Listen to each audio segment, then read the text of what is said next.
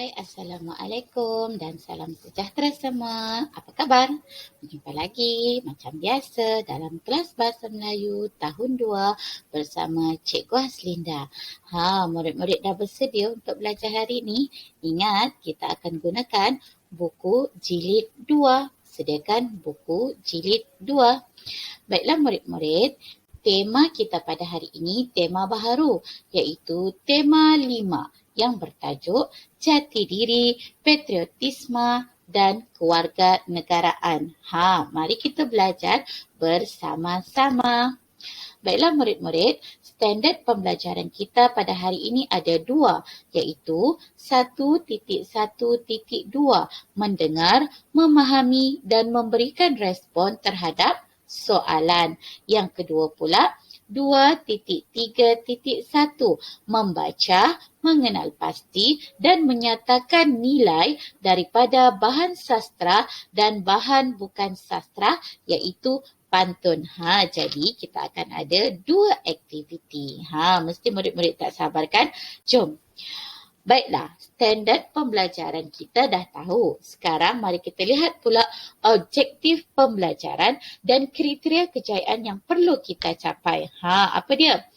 Pada akhir sesi PDPR, murid dapat memberikan respon terhadap soalan yang didengar dan menyatakan nilai dalam pantun yang dibaca. Mari kita sebutkan kriteria kejayaan bersama-sama.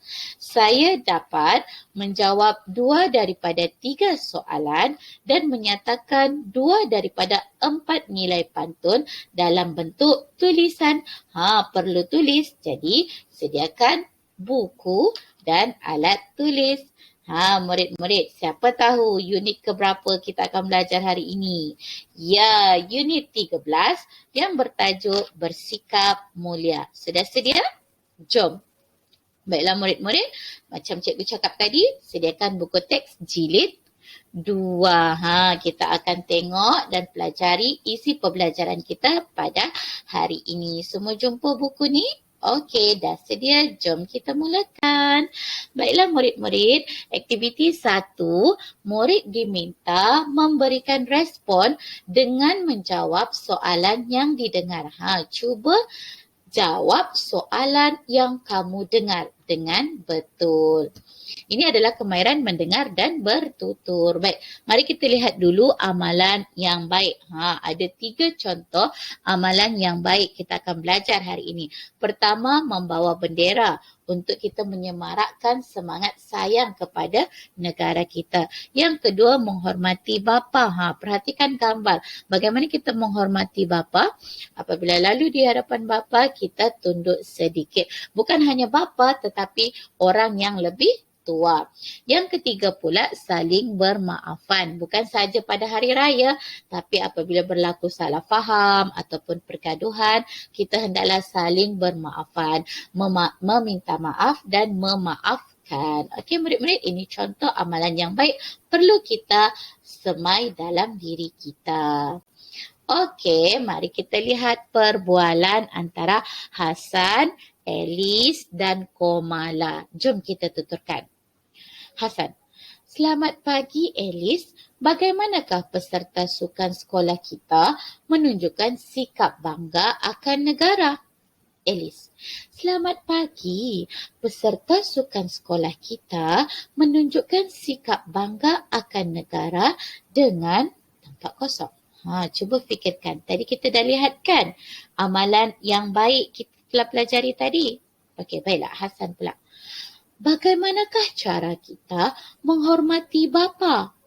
Alice, tempat kosong. Cuba fikirkan. Lihat pada gambar dan bagaimana kamu sebagai Alice hendak menjawab soalan Hasan tadi. Okey, baiklah sambung. Hasan, Komala, jika berlaku perselisihan faham sesama kita, apakah yang perlu kita lakukan? Komala, kita perlulah tempat kosong.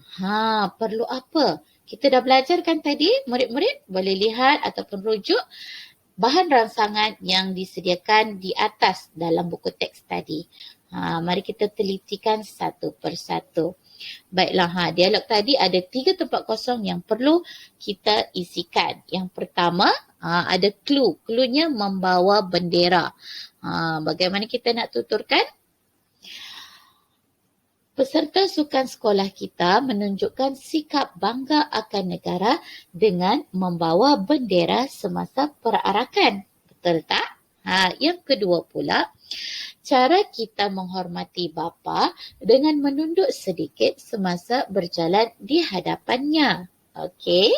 Dan yang ketiga, cluenya saling bermaafan. Apabila berlaku perselisihan, kita perlulah saling bermaafan agar hubungan menjadi baik. Okey murid-murid, mudah kan?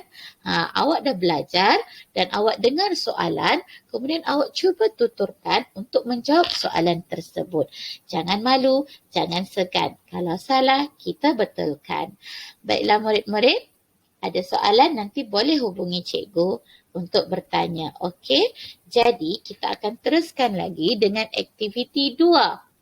Aktiviti 2 ni, murid diminta membaca pantun dan menyatakan nilai daripada pantun tersebut. Murid-murid suka tak baca pantun? Siapa suka tengok Upin dan Ipin? Dalam cerita itu ada seorang watak yang sangat suka berpantun. Siapa boleh beritahu cikgu? Siapakah dia? Betul, Jarjit. Jarjit berbangsa India tapi suka berpantun berbahasa Melayu. Jadi kita perlu mencontohi sikap Jarjit. Baiklah murid-murid, buka buku teks jilid 2 halaman 3. Kita akan belajar membaca dan menyatakan nilai pantun. Dah sedia? Jom kita mulakan. Aku bangga berbahasa Melayu. Pada suatu petang, Hasan dan rakan-rakannya membaca pantun. Mereka akan mempersembahkan pantun itu semasa perhimpunan di sekolah. Murid-murid, petikan tersebut bertajuk Aku Bangga Berbahasa Melayu. Jadi, Hasan dan kawan-kawannya berlatih membaca pantun kerana mereka akan membuat persembahan semasa perhimpunan nanti. Baik, mari kita tuturkan dan baca. Kok Bun, dengar pantun daripada saya. Pohon sena, pohon pulasan, subur kepayang diperdu ara. Marilah guna bahasa kebangsaan, buktikan sayang akan negara. Murid-murid. Kemudian, Kok Bun pula sambung. Dengar pantun saya pula. Memukat ikan di sungai sekayu, berkongsi bekal makan di muara. Jangan rosakkan bahasa Melayu, barulah kekal tetap terpelihara. Murid-murid, pernah dengar pantun kan? Cikgu akan terangkan sedikit ciri pantun. Yang pertama, 2 baris di atas merupakan pembayang, manakala 2 baris di bawah merupakan maksud. Jadi maksud pantun yang penting adalah 2 baris terakhir ataupun di bawah. Kemudian, rima pantun perlulah sama baris 1 dan baris 3, baris 2 dan baris 4. Rima akhirnya. Contoh, san, an, ra, ra. Perhatikan. Rima akhirnya baris 1 sama dengan baris 3. Baris 2 pula sama dengan baris 4. Kalau murid-murid masih ingat lagi, cikgu dah ajarkan ciri pantun di dalam kelas. Betul tak? Sila ulang kaji semula ya. Okey, mari kita sambung pula. Ini pantun saya. Kait manggah bergalah kayu, manis dirasa sama teruja. Saya bangga berbahasa Melayu setiap masa di mana-mana saja. Itu pantun daripada Alice. Baiklah, Siok Lin pula sambung. Ini pantun saya pula. Ikan puyuh, ikan gelama, enak dimakan bersama teman. Bahasa Melayu sudahlah lama, terus gunakan sepanjang zaman. Murid-murid, sedap tak pantun zaman berzaman kita? Kita perlu warisi dan kekalkan pantun ini. Baiklah murid-murid, mari kita lihat perbualan yang seterusnya. Hasan, Alice, tolong berikan nilai yang kamu peroleh daripada pantun pertama dan kedua. Siok Ling pula untuk pantun ketiga dan keempat. Kita kena tahu nilai pantun itu. Okey. Alice jawab, nilai pantun pertama ialah bukti kita sayang akan negara jika kita menggunakan bahasa kebangsaan kita. Nilai pantun kedua, tempat kosong. Siap Ling pula jawab pantun ketiga dan keempat, tempat kosong juga. Murid-murid, macam mana kita nak tahu nilai pantun? Kan cikgu dah kata tadi, 2 baris terakhir itulah maksud pantun.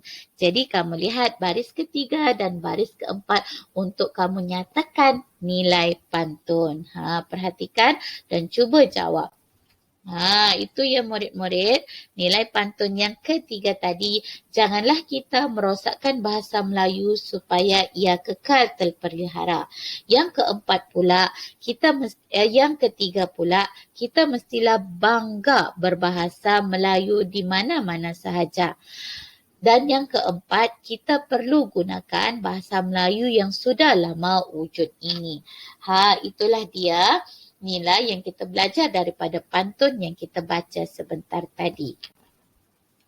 Baiklah murid-murid, sebagai latihan untuk menambahkan lagi kepahaman dan kemahiran kita, mari kita buat latihan dalam buku aktiviti. Gunakan juga buku jilid 2, halaman 1 hingga 3. Mari kita buat bersama-sama. Sediakan alat tulis.